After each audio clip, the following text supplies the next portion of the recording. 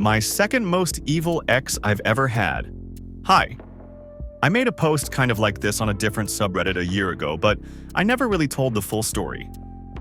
I've had time to reflect on everything that happened, and I want to finally share it all now.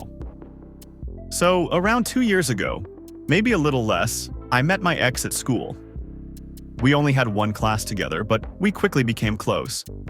It started out as a friendship, like most relationships do. We would talk a lot, laugh at dumb things, and spend time chatting after class.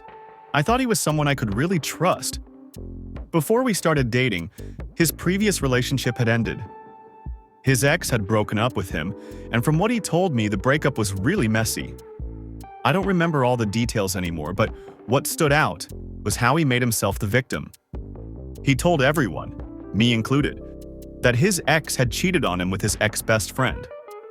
He even said that the friendship ended over something unrelated. But I later learned the truth. His ex-best friend was asexual and felt uncomfortable with the inappropriate jokes my ex used to make toward them. Still, I believed him. I supported him. At the time, we had been best friends for maybe 6 months, and I didn't think he'd lie to me like that. So I sided with him. I joined in with the hate toward his ex and that ex-best friend, without really knowing what had happened. A few months later, we got together. That's when the real problem started. I learned that he was polyamorous and already had 2 other boyfriends. I didn't judge him for that. Some people make that work. But the way it played out was toxic. It felt less like love and more like chaos. Right when we started dating, we had a mutual friend that we both liked being around. My ex came up with this strange plan to try and convince our friend to join the polycule. The thing is, this guy wasn't even gay. He just liked being our friend. But my ex pushed this weird idea, and I went along with it at first. Not because I wanted it to happen, but because I didn't want to make things complicated. Eventually, I stopped playing along and just treated that mutual friend like a regular friend again. That should have been the end of it. But instead, my ex told him that I had a crush on him. I didn't. I was just being friendly. After that, the guy kind of drifted away, and I lost a good friend for no reason. That whole thing happened within the first week of us dating. It should have been a red flag, but I stayed. I've had 2 best friends, F and L, for a long time since 2020 and 2022. We've always been open with each other, always there for one another. When things started going downhill with my ex, they were the ones I turned to. They knew everything. They even knew how he'd message them asking if I was acting weird or off, instead of just asking me directly. When he did talk to me about things, it always felt like he was talking down to me, like I was a child who didn't understand anything. It got to the point where I didn't even want to bring anything serious up with him because I already knew how he'd react, with that same patronizing tone.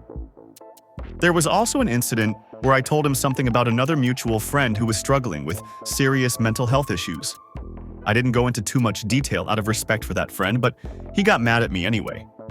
He made it this big argument about how I shouldn't have said anything, and again, I just felt small.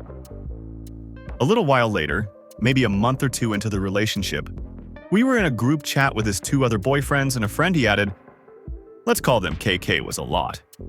They constantly brought up really heavy and dark mental health stuff, really graphic things, without any warning. It got bad. I believe people deserve a safe space to vent, but you also need to be mindful of others and give warnings. K never did. I tried to say something about it gently, but I was told that I needed to understand they were struggling and needed space to talk. No one cared how it affected me. The group chat slowly turned into a depressing venting space, where no one talked like normal friends anymore. Every conversation somehow circled back to K's trauma. After a while, I finally broke down to F and L. I couldn't keep pretending everything was fine. F offered to talk to my ex for me because, at that point, I was scared of how he'd react if I brought it up. Every serious conversation with him turned into an argument, or a guilt trip, or him turning it all around on me. F talked to him. He didn't get it. He didn't want to get it.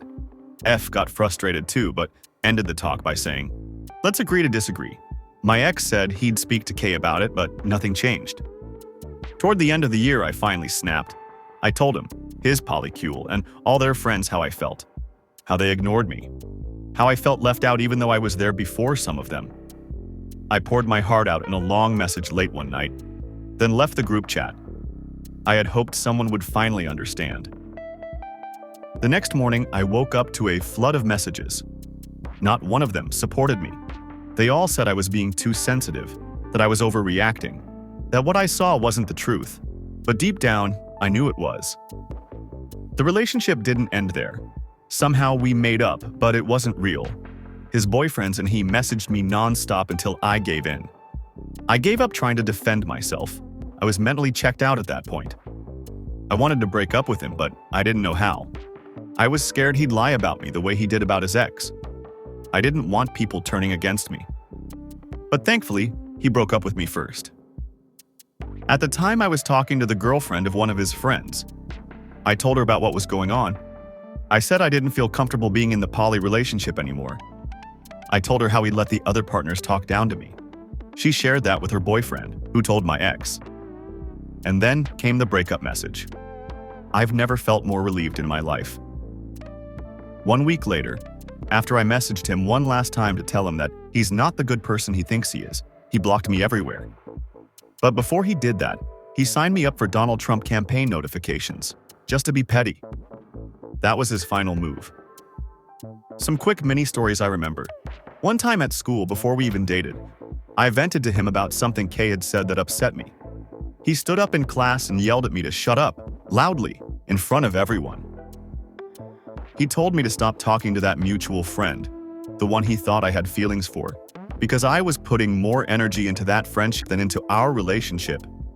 He even said I talked to him too much at night.